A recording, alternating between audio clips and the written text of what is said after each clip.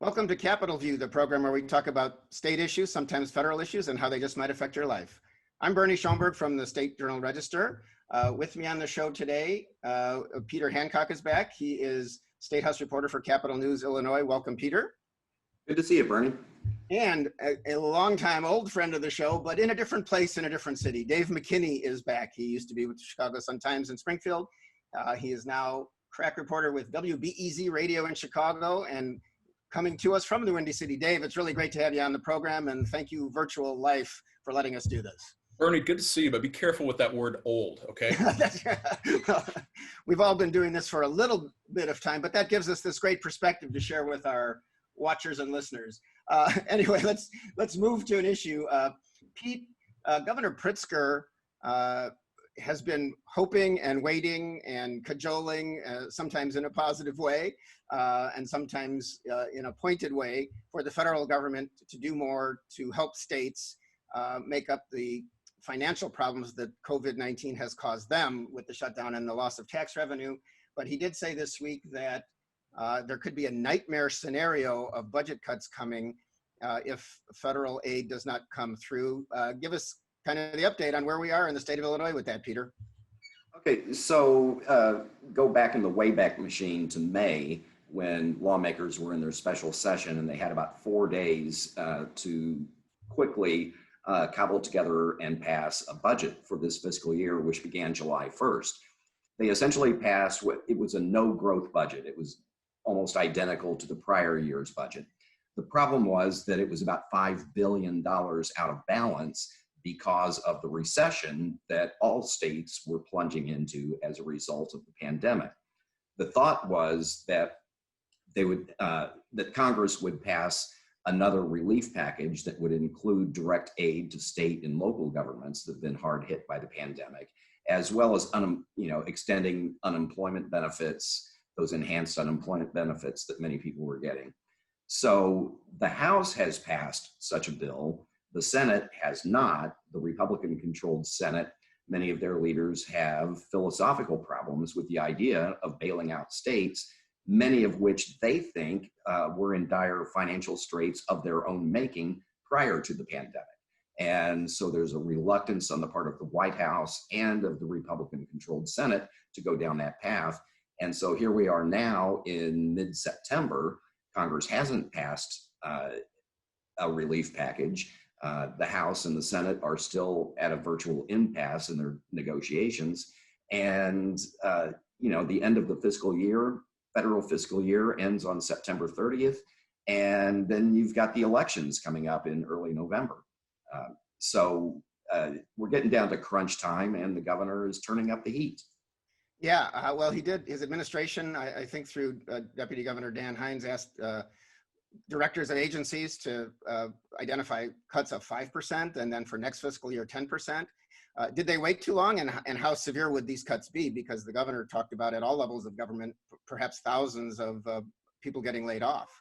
Well, yeah, I mean, I remember asking him that question at a news conference here in Springfield back in July or August when he came here for one of his COVID-19 updates.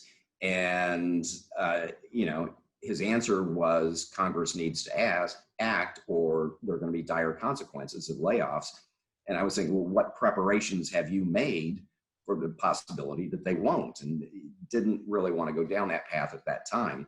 But yeah, now we're getting down to crunch time. It's basically addition and subtraction.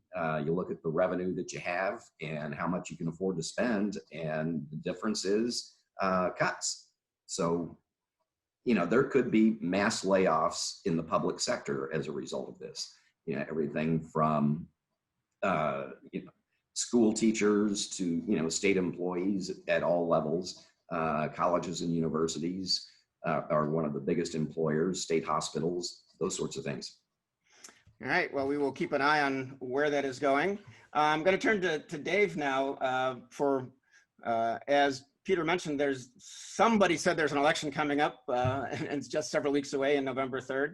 Don't know how much that has to do with what's going on, but there is this special investigative committee in the Illinois House, 3 Democrats, 3 Republicans. Republicans called for it to be formed It is to look into possible discipline of House Speaker Michael Madigan. They met once. The Democrats, the leader, Chris Welch, state representative, said in particular that he had to ask John Lausch, the U.S. attorney in the Northern District of Illinois, based in Chicago, if whatever that committee does would interfere with ongoing federal investigations of Commonwealth Edison as it might pertain to House Speaker Michael Madigan. Dave, fill us in on where this is all going, because there are clear conflicts between the Democrats and Republicans on that committee and communication. Yeah, I mean, you get the sense that based on the tone from the two sides right now, that if you're Speaker Madigan, you're probably increasingly less worried that this committee is going to get its act together and, do something drastic. And, when I say drastic, the committee has power to censure Madigan. The committee has power to even expel him, as we've seen in the past. There was a state representative from Chicago named Derek Smith who was involved in a federal bribery case, and the House voted to expel him. Now, what this case all revolves around is the situation with Commonwealth Edison, which I know people in your show are familiar with by now. It's it became public back in July. ComEd acknowledged that between 2011 and 2019, that it engaged in basically a corrupt lobbying scheme that cost ratepayers at least $150 million. And there were, a series of bills that went through that, arguably passed through this effort. I mean, the whole crux of what they were doing was, they were offering utility jobs and contracts, and they were spreading around cash to associates of Speaker Madigan, who is identified in these public filings as public official A. And so while Madigan himself has not been charged criminally, it's clear that he is, front and center in this federal investigation that is ongoing. And I think what we've seen play out here, at least in the first meeting of this House committee set up to investigate him, is that the Democrats are kind of dug in, it appears, to try to defend him against any of this. The Republicans, it appears, are trying to make this into a bigger issue heading into the election. So, but again, these things take time to play out. It's great theater, and at this point, I think if you're Madigan, you're thinking, wow, this is not probably going to break badly for me. Yeah, well, as I understand it, both sides, Chris Welch, the Democrat who's the head of the committee, and Tom Demmer, who is the kind of representing the three Republicans on the committee, both communicated with the U.S. attorney in Chicago, who basically, and they interpreted what he said in different ways, that yes, you can call witnesses, because the Republicans put forward a list of witnesses, including Mike Madigan and some of his people that he's close to, including Mike McLean, a former lobbyist for ComEd and a former state legislator. They said you can call witnesses, but then, as Welch puts it, he also said, don't ask them questions that could get in our way. So, is that really productive or not? And I guess it depends if you're a Democrat or Republican as to if you should now even call those witnesses. Yeah, it really is kind of open to interpretation. And that's the problem with a conversation like this, in which a Republican and a Democrat were on the phone with the guy who was leading an investigation. There's no one else who can kind of weigh in and interpret what was said. I mean, I think that the circumstances around this, of course, all change in a heartbeat, of course, if the feds come out and charge Madigan. And there's, we don't know if that's going to happen. It's not happened yet. But at this point, the feds are very cautious. They don't want to give up an FBI agent to sort of explain what this deferred prosecution agreement that ComEd signed is all about. And I think, they don't want, secret grand jury testimony being leaked out to the public that might inform people in this investigation who aren't necessarily cooperating at this stage. But at the same time, if you have to think that a committee like this could work to the federal government's advantage if there are people that are the focus of these investigations who are brought in front of a group of legislators and asked to answer questions about what happened. I mean, we've seen that kind of play out in the past with these things where, if you remember, there was a committee that was set up very similar to this when Rod Blagojevich was arrested, and after he appointed Roland Burris, the U.S. Senator, to replace Barack Obama. And, we saw in front of that committee Roland Burris just completely disintegrate because he kept changing his story about how it came to be he was appointed. And that led to a U.S. Senate ethics inquiry into him and eventually his demise. So these committees, they can be potent, but at this stage, they are just spinning their wheels right now in kind of a partisan bit of gridlock, I think. Right. And just for total fairness or whatever, Speaker Madigan says that these energy bills that helped Commonwealth Edison along the way were passed with bipartisan support. And of course, Madigan says in not doing anything wrong that while he recommends people for jobs, lots of legislators recommend people for jobs, and he says he has never thought anybody would get a job that he recommended where they didn't do work. And he hasn't changed any action on legislation, he claims, based on anybody who did get a job. So that kind of thing. Yeah, I mean, that's true. It's a very Illinois story.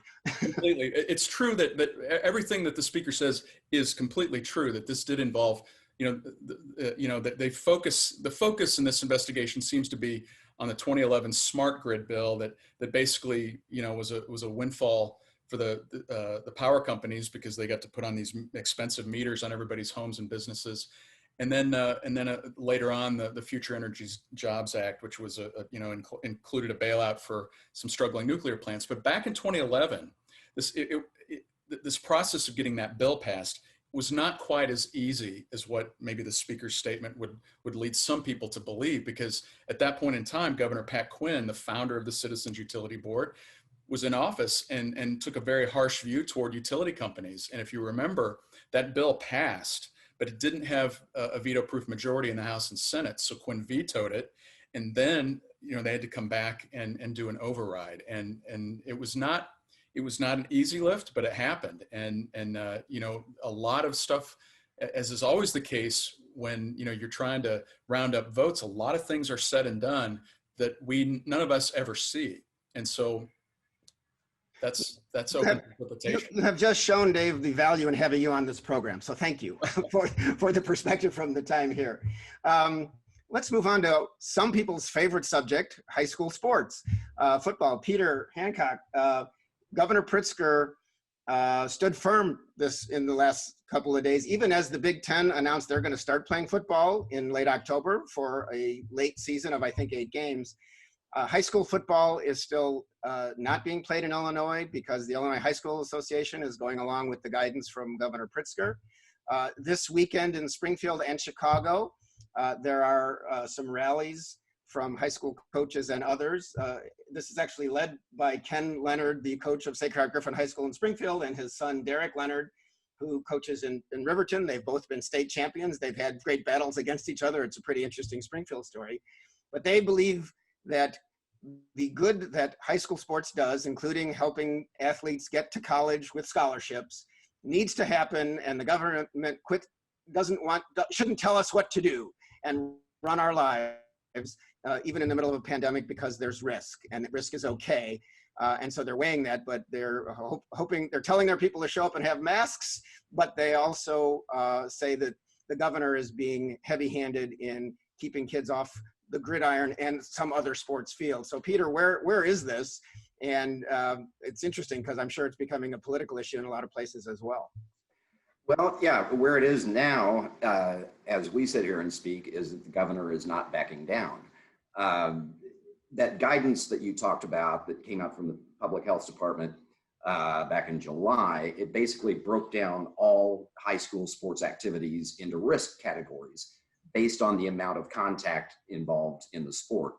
High school football, a couple of other things are in the highest risk category. Things like baseball, golf are in a much lower category. And so the high schools are saying, we can take precautions, but they can't take the level of precautions that, say, a Division I NCAA school can, like U of I or Northwestern, where, they're testing players, twice a week, and they have, very strong protocols in place. A lot of high schools can't afford to do that. The advocates for high school football are saying, this should be a personal choice. You should leave it up to local school districts, whatever.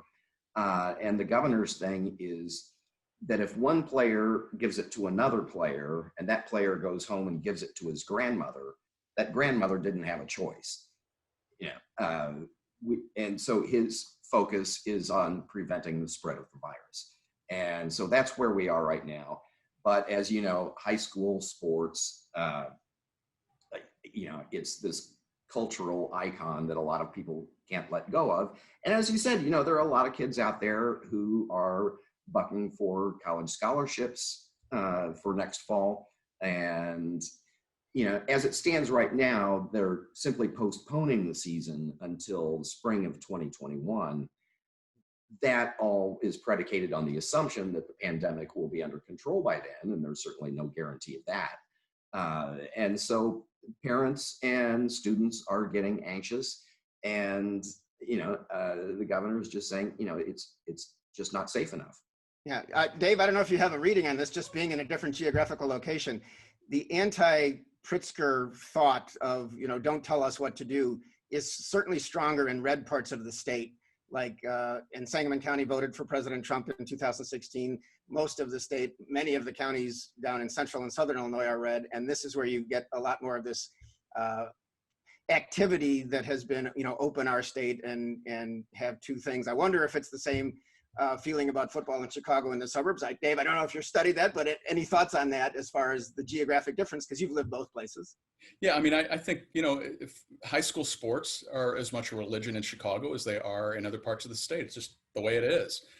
I think, there's, I don't know, I mean, when I hear all of this, it goes with this, it goes with wearing a mask. It all reminds me of some of the previous big debates we've had and we've seen play out in Springfield involving public safety or public health in the past, where it becomes, everything becomes an issue of personal liberty. We saw that with smoking prohibitions at restaurants. We saw that with people having, for the first time being forced to wear seatbelts in cars and motorcycle helmets, and the list goes on and on and on. And it tends to rouse up this great opposition that over time tends to diminish because, look, the data eventually will support the fact that people get sick in large groups of people. It just happens. And my son played at Springfield High School, and I know how exciting and fun it is to be on the sidelines on a Friday night with parents all over the place. And while it is outdoors, if it's my son who scores a touchdown or who gets an interception, I'm standing up, yelling, screaming my guts out. And if I'm a carrier, I'm just spreading it everywhere. And even it's outdoors. And the same thing is even truer in high school gyms. Think about that. Basketball is going to be starting up in the not so distant future, a few months. And I would argue it's even more potent in that environment where the risk is. And so, it's a legitimate issue here that Pritzker, Pritzker doesn't have I don't think he's out to ruin people's lives. But it's just, he's like so many of these things here, he is listening to scientists. And it's this debate we're having, science versus. And it is interesting because I'm just seeing something on Facebook or Twitter, and you see the immediate torrent of comments coming from people who talk about, government control and this kind of thing. There's just, people can express themselves in very interesting and pointed ways these days, and that is happening. Okay, Dave, I'm going to turn to another interesting development in the state of Illinois politics, and that has to do with former state senator, now Terry Link of Waukegan. Dave, he not only has resigned the Senate and resigned his position as Lake County, which is north of Chicago, Democratic chairman, but he also has now pleaded guilty to evading taxes. Why don't you fill us in on kind of where that is and how it fits into the general legislative corruption situation? Well, I think by my count now, he is the third Senate Democrat here in Illinois who has gone down on corruption charges in the last 6 months, 10 months. And it's quite a fall. I mean, he wielded a lot of power, especially, in suburban politics, especially. He was a trailblazer because, I mean, it wasn't that long ago that suburban Chicago was reliably Republican. And Terry Link in 1996 was the first, I would say, to really kind of break through that and give Democrats a toehold in these areas that had been reliably Republican. And so he came into power at the same time Barack Obama did as a state senator, and the two of them became poker playing friends over the years. And so there's that long history. And then, over time, Link became known for, getting involved in all the gambling legislation, including what just recently passed in 2019 that opened the door to a Chicago casino and an expansion. And so what he got himself into trouble here with this tax evasion charge, but the government, we now learn, has been using him, it appears, in different cases, or at least a different case. There's a connection between him and the corruption case of State Representative Luis Arroyo, who was caught telling a government informant that he was willing to pay a bribe to help advance legislation dealing with sweepstakes gambling. That he wanted to open the door to that. Which is a kind of video gaming machine that Chicago was using when they did certain other games and gas stations, laundromats. You see them everywhere. But like there was a lot of there was early reporting that Link was the person who was wearing a wire and who recorded a conversation with Arroyo. Former Representative Arroyo, right. Correct? And I had the strangest encounter with Link after that happened, because both the Tribune and Sun-Times had reported Link was the one wearing the wire in that conversation. And Link, whom I've known since the beginning of his legislative career, called me up and said, he was just adamant. It was a lie. Why would he ever do that? And we later confirmed on our own that in fact he had worn a wire, but it was just the strangest thing to be essentially lied to, and I don't know. It's just when you catch somebody like that, it really kind of is jarring. Well, the day that story broke, I was in Springfield, and I was among the reporters that kind of, I wasn't the first, but I was with the little pack that ran after him in the hallway, as he also got very upset and basically said, the story, and he was basically denying it. And I think, at least officially, while all of, as you are saying, you have confirmed, but I have personally not confirmed, and he has continued to say it's not him, but it looks like, I guess it probably was. So we will see where these cases go from here, and he is apparently cooperating with authorities, as you say. So it's a very interesting time, and I guess, and one of those senators you talked about, was Tom Cullerton one of those senators you were talking about? Yeah, Tom Cullerton and Marty. Yeah, of course, because Tom Cullerton has pleaded not guilty to having like a ghost payrolling job with the union, says that he was actually doing work for that money. That case is still ongoing. We'll see. It's Martin Sandoval is the one who also has pleaded guilty to corruption charges and is now out of the Senate. So there's been somewhat of a disruption.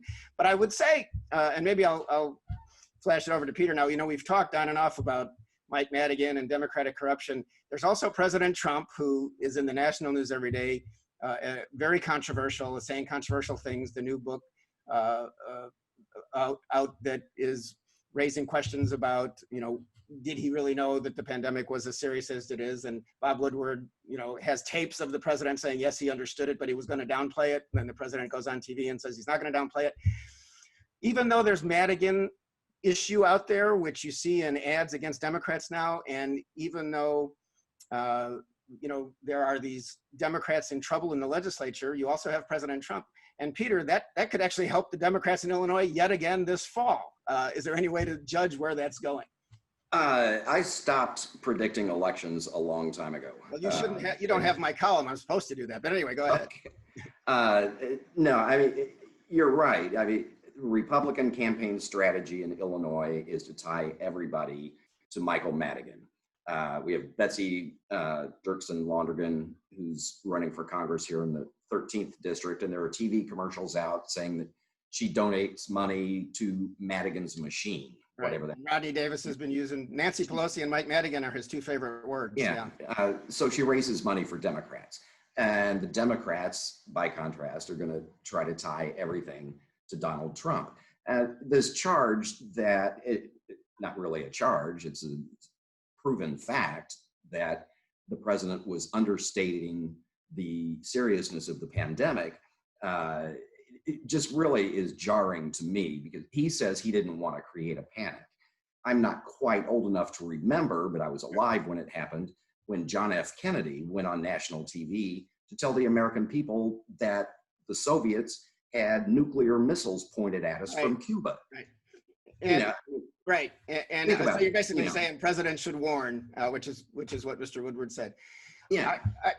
We have hit kind of the clock, and I appreciate your thoughts, Peter. Sorry to interrupt on that one, but I'd like to thank Peter Hancock for your thoughts and knowledge, and I'd like to thank Dave McKinney. Welcome back to the show. It's been great. I'm Bernie Schoenburg. Thank you all for watching, and we'll see you next time on Capitol View.